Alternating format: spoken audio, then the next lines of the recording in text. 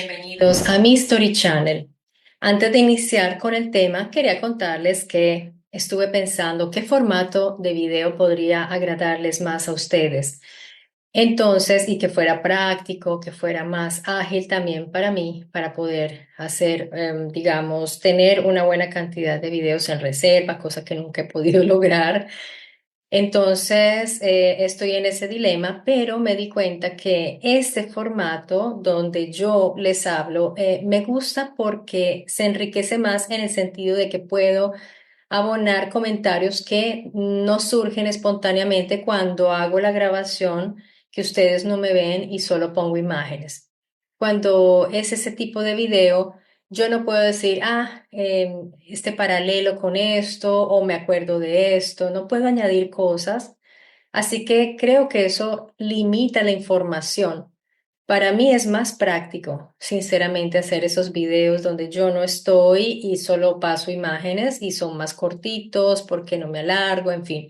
Pero este formato tiene la ventaja que si se me ocurre alguna idea, algún paralelo, comparación o me acuerdo de algo, puedo añadirlo a la información y eso puede enriquecer. Entonces yo espero sus comentarios, sus opiniones al respecto, aunque siempre están muy divididos.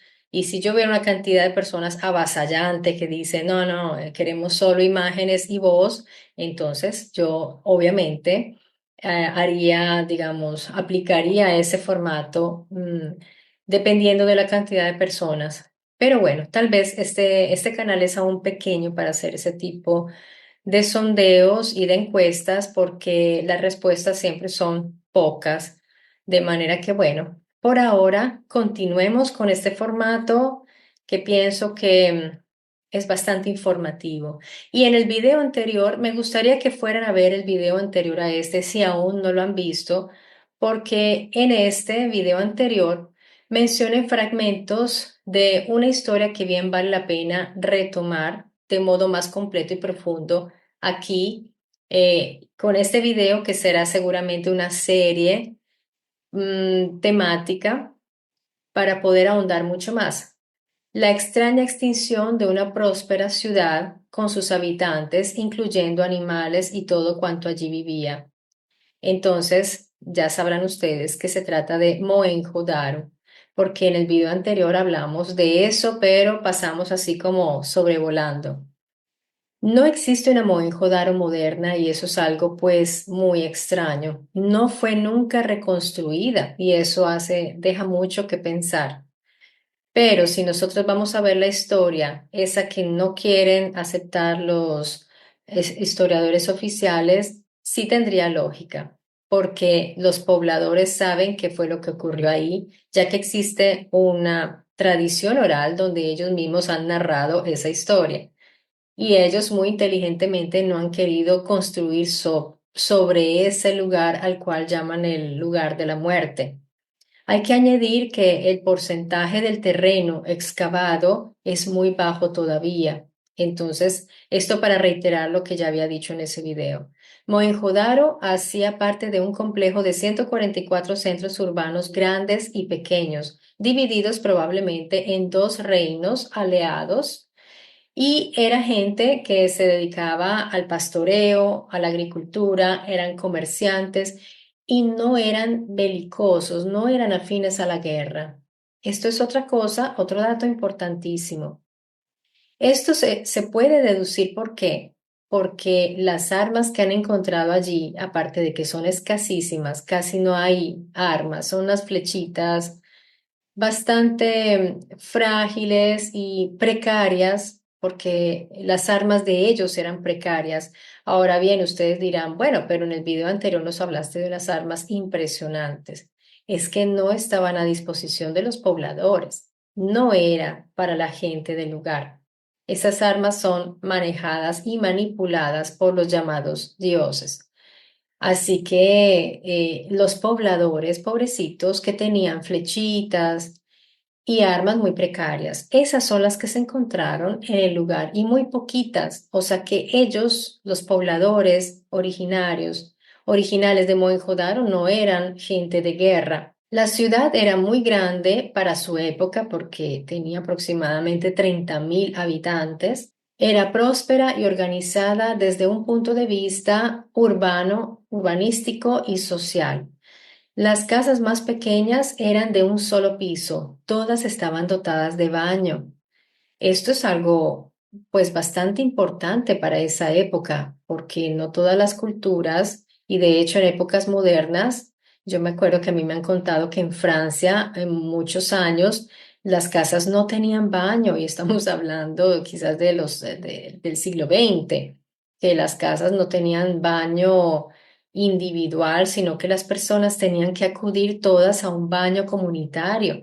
Pues es un lujo. Y nosotros damos por sentado que tener hoy día las casas tienen 4 o 5 baños, depende del tamaño de la casa, pero damos por sentado que es normal.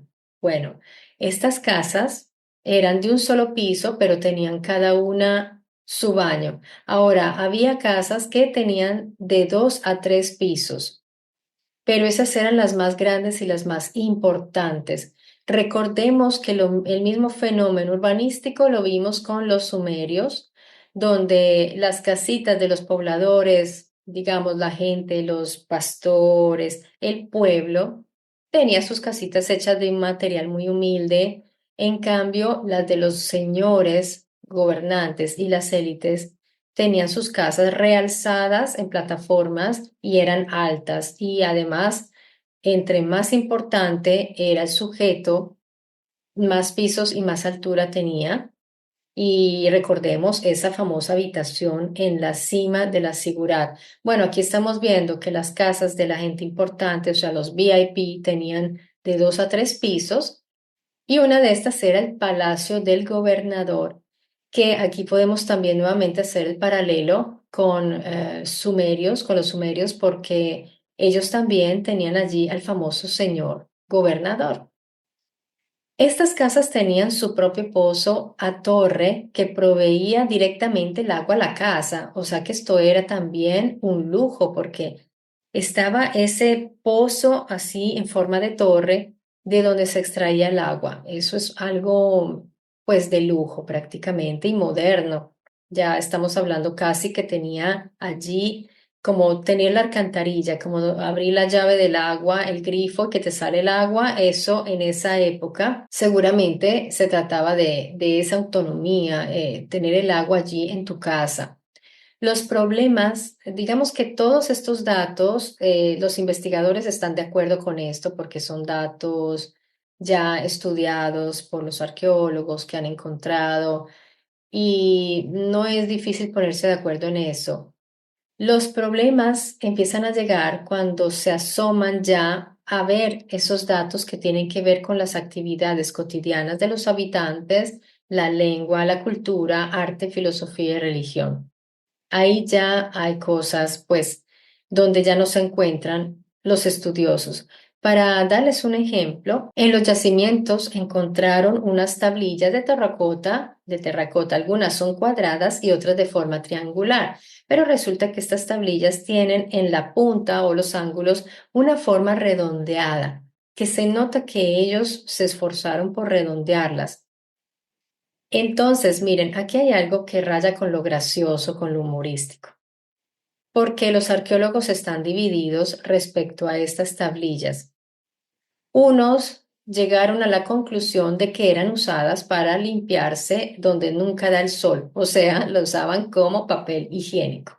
Imagínense, para estos arqueólogos, ellos piensan que eran usadas como las toallas del toilet, como papel higiénico. El propósito era limpiarse después de ir al baño.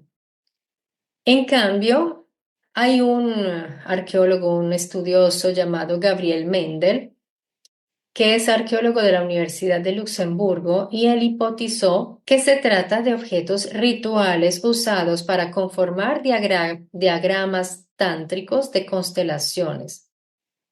A ver, si hacemos una comparación, como les digo, raya con lo humorístico, porque uno dice, a ver, muchachos, uno dice que es para limpiarse, bueno, ya sabemos qué, y los otros dicen dice un arqueólogo que eran unos diagramas tántricos de constelaciones. Creo que es imposible encontrar un desacuerdo más abismal y más grande que esto que acabamos de ver.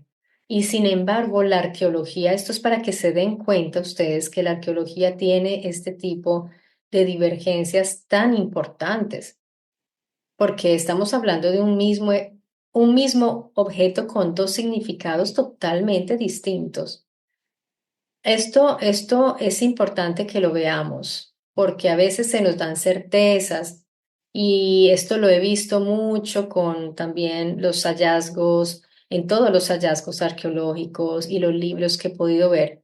Se nos dan muchas certezas y creo que eso es un arma de doble filo.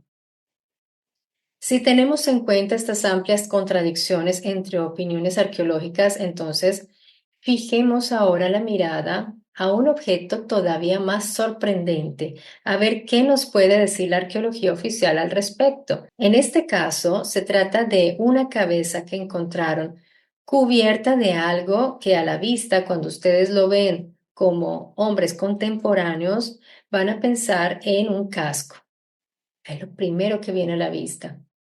Desafortunadamente, no sé cuál es esa pieza porque la busqué y seguramente debe existir quizás en algún catálogo y ya van a ver por qué no se encuentra porque es un objeto muy polémico, a pesar de que esos cascos los vemos muchísimo, por ejemplo, en la cultura maya. De hecho, hasta son extraíbles, o sea, son modulares, está la estatuilla y está el casco, es una belleza. Pero aquí en Mohenjo-Daro, que se encuentra en este momento, es en Pakistán, porque antes era parte de la India, ahora es Pakistán, pues resulta que hay ciertos problemas que ya les voy a contar. La cabeza representada tiene pocos centímetros de altura y está enteramente cubierta por un casco que además tiene una similitud increíble con los cascos modernos con visor y auriculares. Yo les voy a presentar aquí, mientras hablo, unas imágenes que podrían ser estas, pero no creo por otros detalles que da el autor respecto a este casco. De manera que les voy a mostrar de todas maneras unas cabezas que a mi parecer, podrían ser cascos también por sus características y que son del lugar, o sea, fueron encontradas en Mohenjo-Daro. Puede ser que la de la cual estamos hablando era todavía más explícita porque a esa la hicieron prácticamente desaparecer del mapa. Ya me adelanté un poco, pero ya vamos a ver esta historia y esta historia la extraje del libro que les presenté en el video pasado, siempre curado por Roberto Pinotti, un gran investigador italiano, donde él narra estas investigaciones de David Davenport, de origen indio, inglés, y de Ettore Vincente, que también es italiano, un periodista, investigador italiano que, bueno, ya vamos a ir viendo la historia. Entonces, la cabeza representada tiene pocos centímetros de altura, como les decía, y está enteramente cubierta por un casco que además tiene una similitud increíble, como les decía ya, con los cascos modernos con visor y auriculares. El visor está pintado de blanco para representar esos reflejos del vidrio. O sea, hasta eso se tomaron la tarea ellos de representar esos reflejos de un vidrio que protege los ojos. Los arqueólogos lo clasificaron como yelmo de guerra. Claro, o sea, ellos no van a decir, esto es un casco. Dijeron, es un yelmo de guerra, pero aquí hay un problema. Y es que allí, en ese lugar, en todo el Valle del Indo, no se encontró un solo yelmo, ni igual, ni distinto, ni de ningún tipo. Y como les decía, era gente no bélica, no guerrera, no tenían la tendencia a la guerra. Además, este casco no tiene las características de un yelmo. Por ejemplo, no tiene los foros que le permiten al guerrero respirar, que generalmente tienen esto. No tiene esas uniones para ocultar la visera, pero en cambio sí tiene unos relieves a la altura de las orejas. Esto es muy curioso porque es poco práctico. Si ustedes se ponen a pensar en batalla, estos relieves aquí no son útiles para nada porque la espada, si le pasa la espada, ahí va a quedar, ahí va a caer el golpe y desastroso para el guerrero que tenga ese casco, ese yelmo. En cambio, los yelmos son lisos precisamente para evitar que ahí vaya a llegar un golpe de espada y se vaya a quedar. Así que la pregunta es, ¿en qué se inspiró el escultor desconocido que realizó este objeto hace 4000 años? Si la descripción de este objeto ha despertado tu curiosidad, déjame decirte que no le fue indiferente para nada a David Davenport y Ettore Vincenti. Ellos, cuando se enteraron de la existencia de este yelmo o casco, inmediatamente tomaron el avión y se fueron hasta la India. Fueron horas de viaje y llegan y se encuentran con una ducha de agua fría, literalmente, porque bueno, tuvieron que ducharse porque estaban cansados, agotados, llegaron a un hotel, luego fueron a hablar con un oficial encargado de los hallazgos arqueológicos y allí recibieron el duchazo más frío que pudieran haber recibido, porque el encargado, primero que todo, estos oficiales encargados de la arqueología rechazaron brindarles cualquier tipo de ayuda y de soporte. Ya fueron hostiles en ese sentido. O sea, fueron amables con ellos, pero no quisieron prestarles asistencia. Y cuando hablaron con el encargado, él les dijo, pero es que ustedes no me avisaron con tiempo suficiente. Yo tenía que haberme preparado para poderles mostrar esa pieza. Y ellos dijeron, bueno, está bien, usted tiene razón en que nuestro viaje fue intempestivo, pero por favor, no nos deje regresar sin ofrecernos una alternativa. Al menos díganos qué podemos hacer, esperamos, con quién hablamos.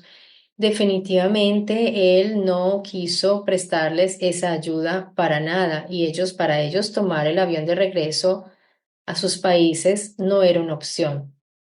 Así que pues ellos, en medio de ese desafortunado encuentro, pues ellos pidieron reunirse con otro funcionario. Este fue más disponible, fue más amable, pero cuando empezaron ellos a hacerle las preguntas, porque ellos iban también a inquirir, a entrevistar, este les dijo que él nunca había estado en los lugares, nunca había visto en persona las piezas, nunca había estado en los yacimientos y que todo lo que sabía lo había aprendido a través de un arqueólogo que él admiraba mucho, porque lo estudiaba, que era Mortimer Wheeler, que lo consideraba un grandísimo, grandísimo arqueólogo, porque les mostró a ellos su admiración hacia este arqueólogo que entre otras cosas, este arqueólogo que él admiraba fue quien dijo que Mohenjo-Daro fue abandonada simplemente porque entró en decadencia económica y todo el mundo se fue.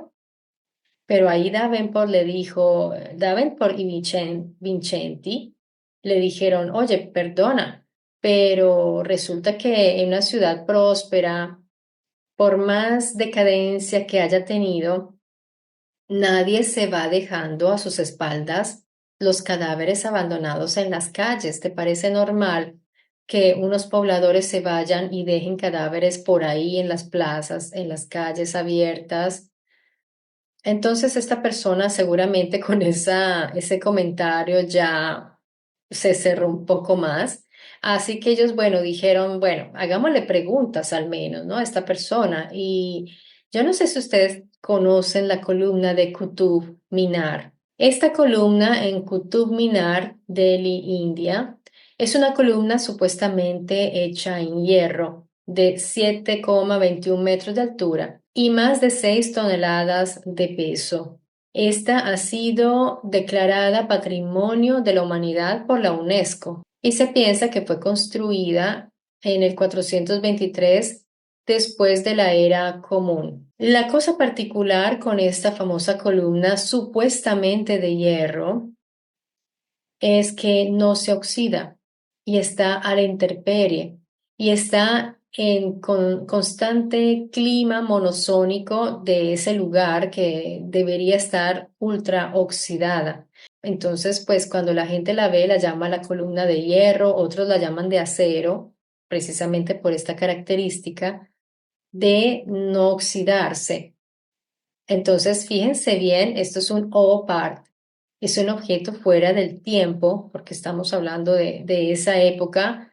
Entonces, a él le preguntaron, bueno, pero ¿cuál es el material con el cual hicieron esa columna? Y él dijo, de hierro, o sea, así pues contundente. Ahora ellos le volvieron a preguntar, pero ¿le han realizado algún tipo de estudio químico-físico? Y él dijo que sí. Entonces ellos le dijeron, bueno, ¿y cuáles fueron los resultados? Y él volvió a decir, está hecha de hierro. Entonces le preguntaron, pero si está hecha de hierro, ¿cómo es posible que hayan logrado que nunca se ha oxidado? O sea, ¿cómo han logrado que no se oxidara? La respuesta de este señor dijo, no, no, no, y fue evasivo y terminó la entrevista. Esto no es nada de extrañarse, en realidad, pero sí sorprende la manera en que los mismos locales, pues, o no han hecho los estudios o los han hecho pero no los quieren comunicar, porque yo me imagino que le habrán hecho estudios a ese objeto tan particular. Está exhibido a la vista de todo el mundo y la gente no tiene ni la menor idea todavía cuál es el material. ¿De qué tipo de átomos está hecho este objeto? Es increíble, pero de esto no se habla mucho. Y bueno, y se dan respuestas técnicas, pero habría que ver cuáles son los resultados de esos exámenes químico-físicos para decir, bueno, entonces fue así que lo hicieron. Entonces, Davenport y Vincenti tuvieron que realizar varios viajes buscando este famoso casco, esta cabeza con casco, porque no se iban a quedar con la frustración de no haberlo visto.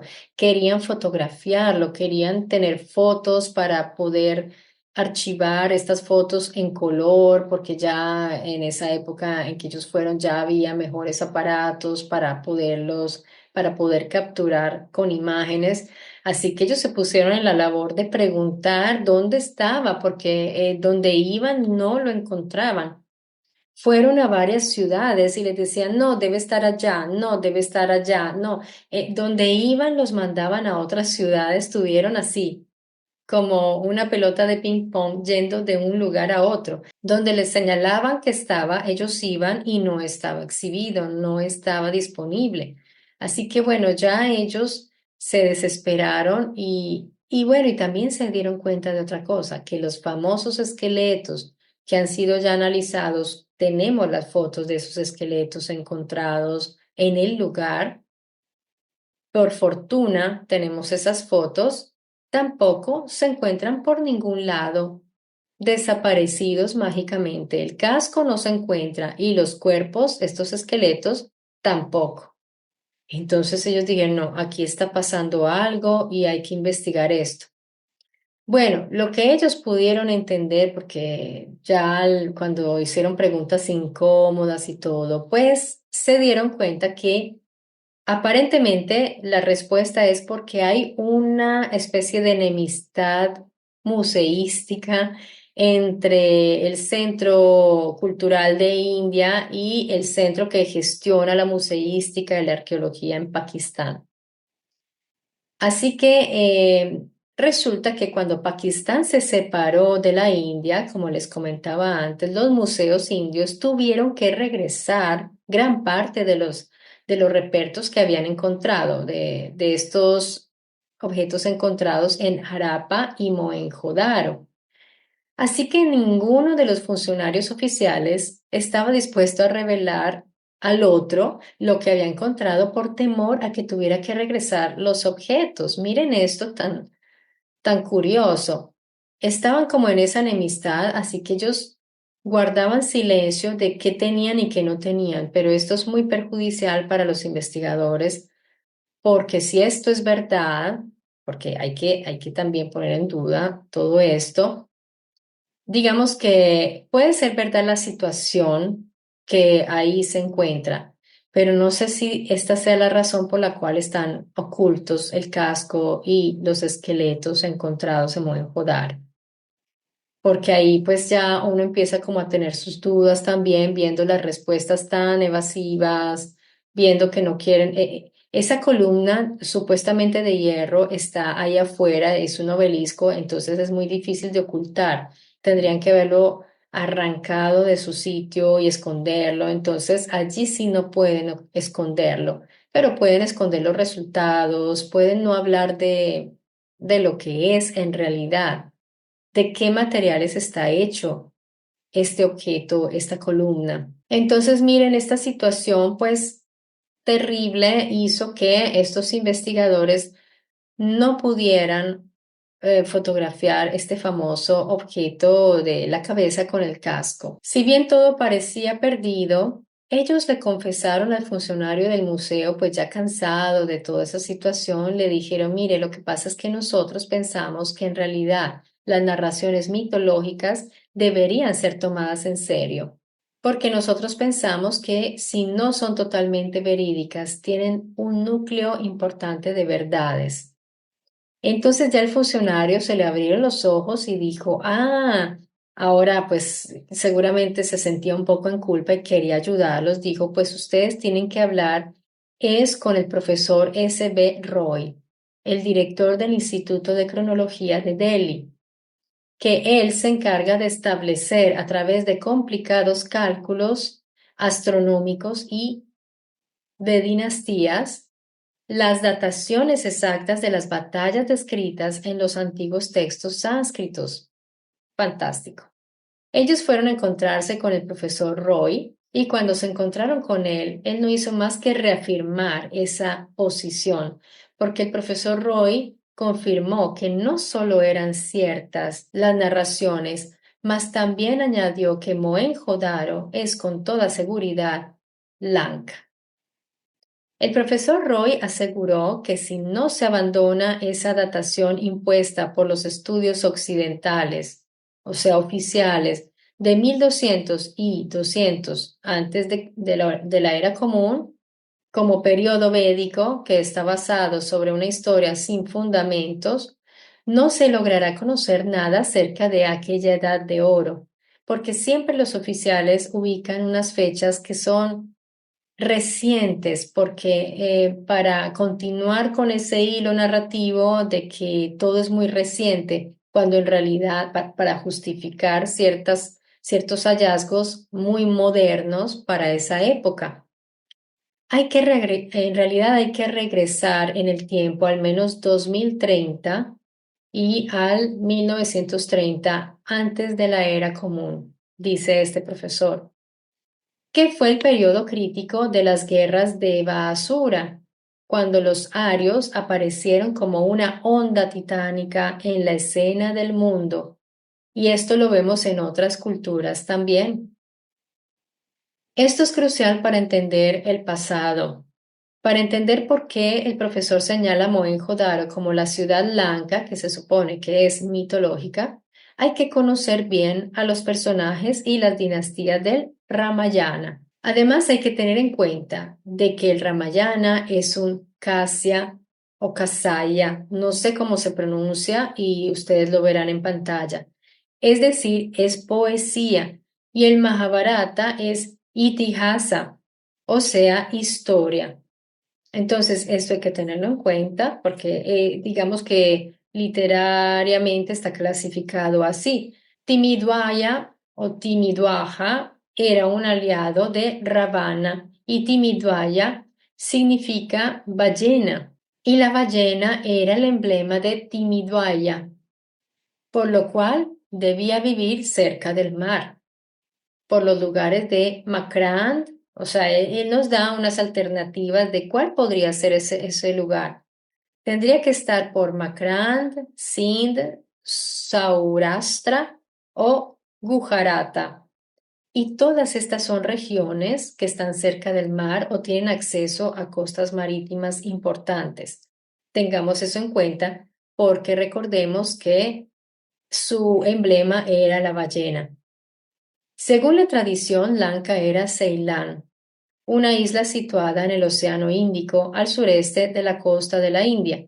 Pero el profesor Roy sostiene que eso no es demostrable en absoluto, ya que Lanka es citada en los escritos como una tierra que una vez estuvo circundada por el Indo y sobre la cual estaba la hoy llamada Mohenjo-Daro. Hubo un tiempo en el cual Mohenjo-Daro estuvo circundado de agua, por eso él piensa que esa era la famosa isla Lanka, donde sucedieron estas cosas. El profesor Roy lamentó el hecho de que la investigación oficial india se había permeado de la cultura inglesa y por esto su instituto de cronología no había sido reconocido oficialmente y era tenido como al margen allí, como unos parias. Y lo peor es que muchos de los funcionarios, esto lo notaba y lo hacía notar el profesor, parecían avergonzarse de la historia de sus antenados. Miren esto, qué importante. Él decía que al parecer estos funcionarios indios, hindúes, se avergonzaban de su historia. Y entonces, por darle gusto a los ingleses que habían permeado bastante su cultura, cambiaban muchas cosas. El profesor Roy añadió que los 30 profesores que trabajan con él son como una especie de disidencia, como de oposición. Y él dice que ellos siguen la enseñanza del sabio Swami Vivekananda, quien decía, abro comillas, hay que observar con los propios ojos y no a través de los ojos de otros. Y además, si tienes un cerebro, trata de usarlo. Cierro comillas. Así que, aunque el profesor y sus colegas reciben comentarios positivos sobre su loable trabajo o labor, pues ellos están en oposición a la oficialidad. Miren que es interesante ver cómo se van formando estas, entre comillas, disidencias de científicos que se dan cuenta y menos mal que esto sucede porque, y ellos, estos, Davenport y Vincenti, fueron al lugar propio, digamos, al lugar indicado, porque encontraron a esta persona. Y antes de terminar la reunión entre ellos, el señor Roy añadió interesantes disertaciones que pues yo quiero compartir con ustedes.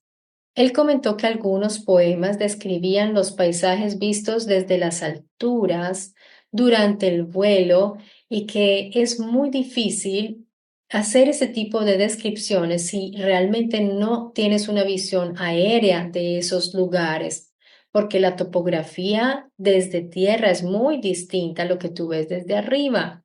Y al analizar estas descripciones del Rig Veda, que daban con tanto detalle la visión de los vuelos, pues en realidad uno puede concluir que sí lo vieron desde arriba. Y bien, él citó unos interesantes pasajes del Rig Veda. Abro comillas. He visto aquellas zonas donde las leyes son inspiradas a leyes más altas y donde la luz del sol no ha llegado todavía. Maravilloso, cierro comillas. Y luego cita el profesor.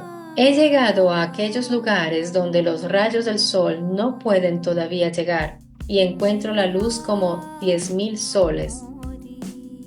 Bueno, esto querría decir que hubo personas que llegaron hasta más allá de las fronteras del sistema solar, según las palabras del profesor Roy.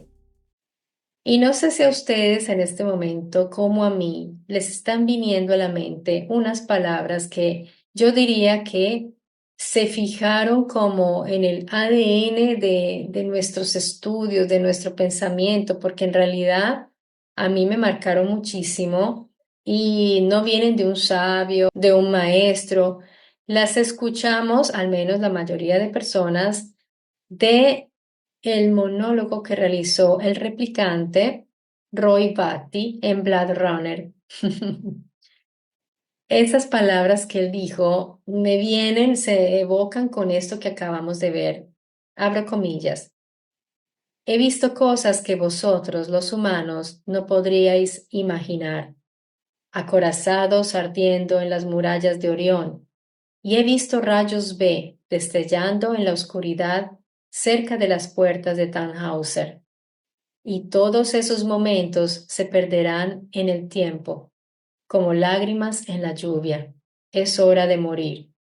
A mí me viene la piel de gallina solo leyendo estas palabras que parecen venir de un antiguo astronauta, de un dios, de un hijo de las estrellas que ha visto todas estas cosas y este humano pequeñito, insignificante, le quitó la vida y ellos buscan la eternidad, pero tienen una larga vida, tal como la tenía el replicante.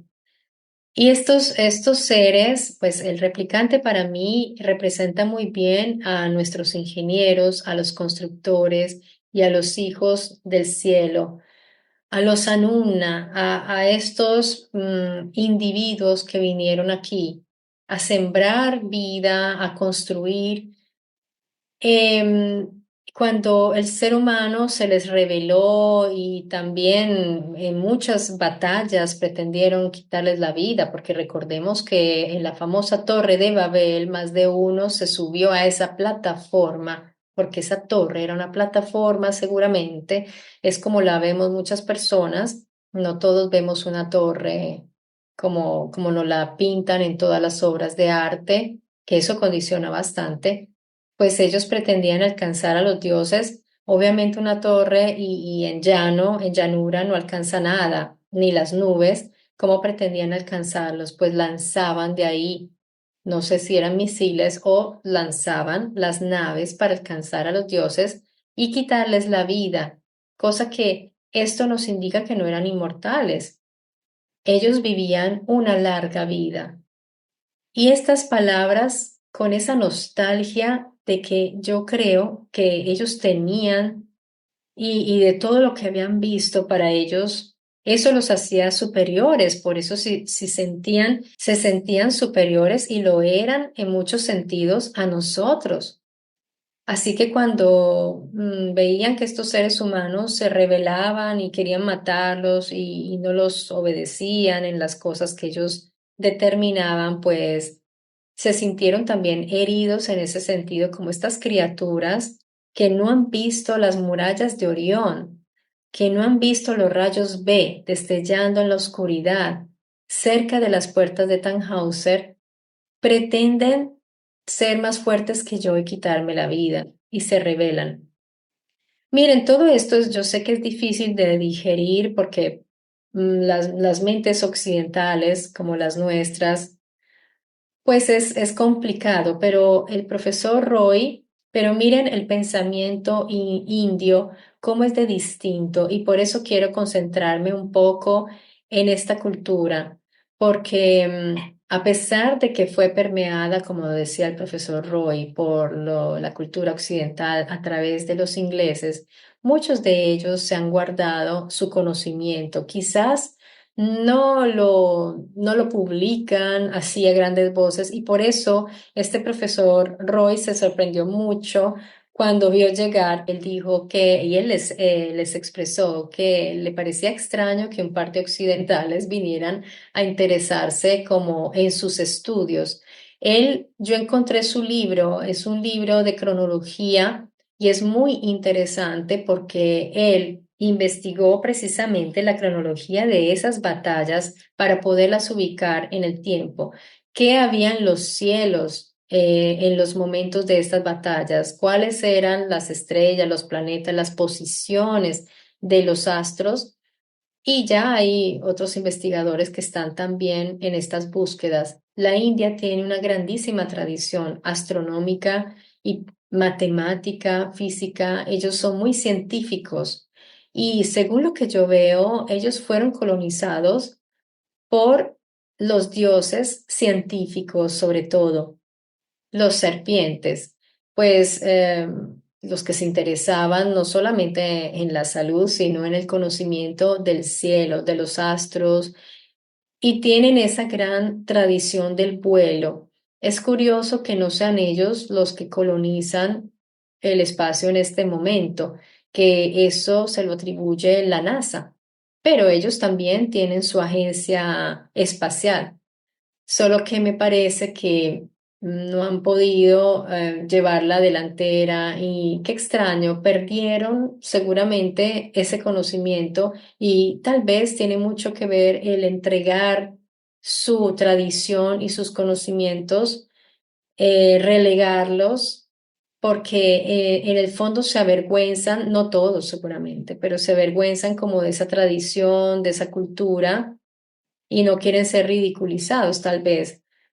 No sé, yo creo que lo que dijo el profesor Roy deja mucho que pensar y nos puede ayudar a entender un poco.